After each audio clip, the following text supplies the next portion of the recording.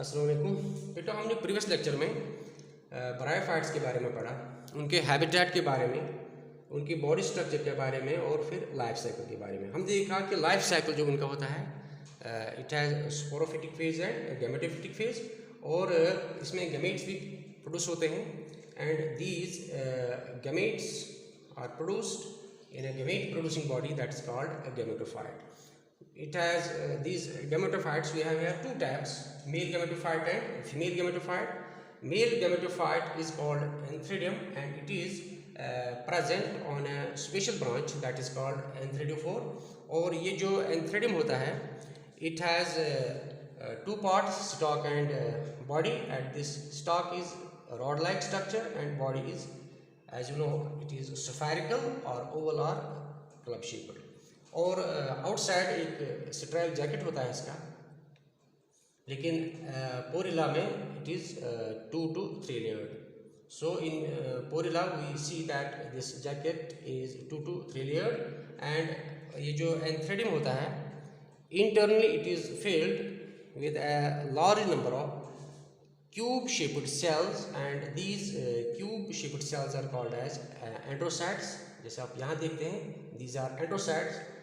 और इन एंड्रोसाइट्स में मियासिस हो जाती है, जो बाद में स्पर्म्स पैदा होते हैं, जिनको हम एंथ्रोसाइट्स भी कहते हैं.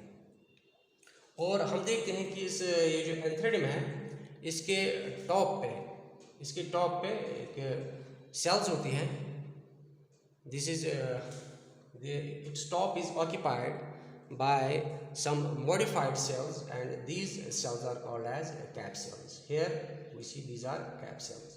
और ये जो cap cells हैं, these help in the release of these sperms which are produced by these androcytes.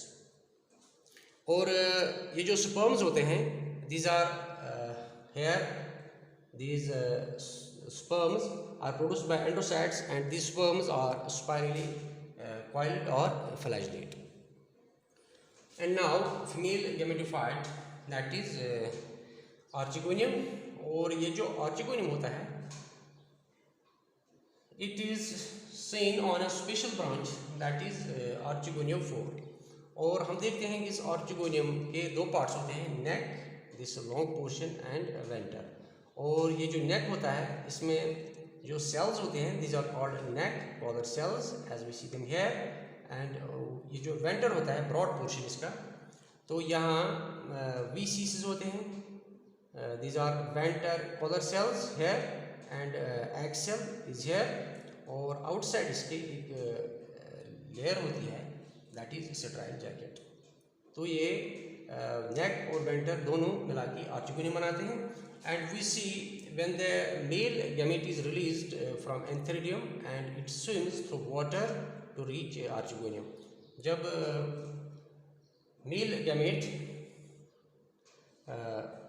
इस पे आता है, it dissolves these NCCs and also it dissolves these VCCs, that is venter collar cells.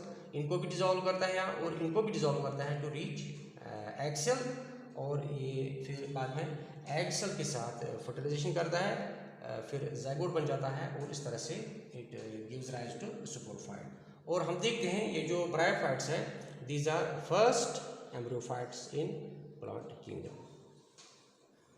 बेटा, gametophyte के बाद अब हम देखते हैं sporophyte. As you know, it is a diploid structure और ये एक स्पोर प्रोड्यूसिंग बॉडी है. और इसके 3 हिस्से होते हैं: फुट, सीटा और कैप्सूल. ये जो फुट होता है, this is an anchoring part which joins gametophyte with sporophyte. इसके बाद हम देखते हैं rod like structure that is called seta and it elevates capsule and thereby helps in spore dispersal.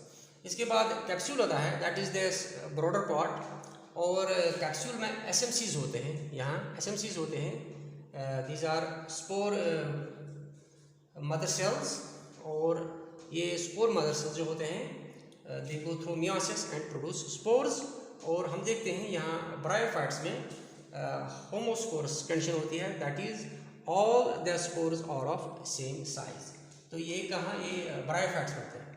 ठीक, इसके बाद हम देखते हैं ये जो स्पोर्स होते हैं, they are non-motile, and here we see three methods of spore release. ये जो liverworts होते हैं, यहाँ elaters होते हैं. These elaters are at the tip of the capsule. We see in liverworts that there are multicellular diploid structures which are hygroscopic in nature, and in dry conditions they shrink and thereby help in rupturing of capsular wall, and then these spores are released. और hornworts में ऐसे ही tip of the capsule पे 2 to 3 sales एलाटर like structures होते हैं जिनको हम SIDO एलाटर्स कहते हैं. तो हम देखते हैं लिवरवर्ट्स में एलाटर्स होते हैं और यहाँ हॉर्नवर्ट्स में सीडो एलाटर्स होते हैं.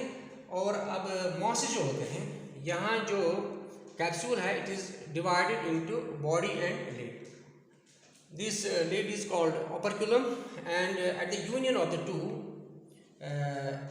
that is body and lid, the body produces ring of evaginations, and this ring of evaginations we call peristomial teeth, and these teeth help in the release of spores.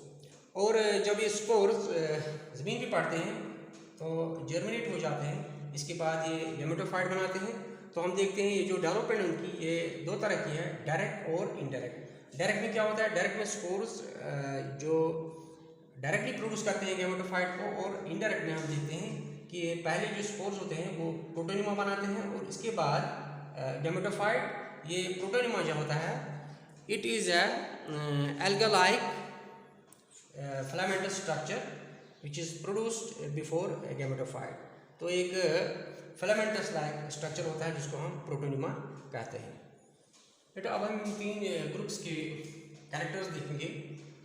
हिपैटिकोप्सिडा, commonly called as liverworts because their gametophyte is liver-like. It has liver-like appearance. And then number 2, Anthoceropsida, which are commonly called as hornworts, as they have horn-like appearance in sporophyte. And then Bryopsida, which are commonly called as mosses. Examples in liverworts, Markensia and Riccia. Here Dendroceros and Anthoceros, and in Bryopsida we have Polytrichum and Finaria. And then number 2, gametophyte. तो यहाँ जो gametophyte होता है in liverworts, that is prostate mostly, and thalloid, and few are foliose, and here it is prostate but it is thalloid only, and here in Bryopsida gametophyte is erect and foliose only. So this is the difference in gametophyte. And as far as rhizoids are concerned, here in liverworts they are unicellular, and in hornworts they are also unicellular, but in mosses they are multicellular. Then sporophyte, और यहाँ liverworts में sporophyte होता है. It has foot, seta and capsule and has limited growth. Here in hornworts it has capsule and then there is a meristematic zone, so its growth is unlimited or indefinite. And here also we have in sporophyte we have foot, seta and capsule, and it has also limited growth. Then spore dispersal. Here in liverworts it is by elaters, and in hornworts it is by pseudo-elaters, and here in Bryopsida it is by peristomial teeth. And then dependence of sporophyte on gametophyte.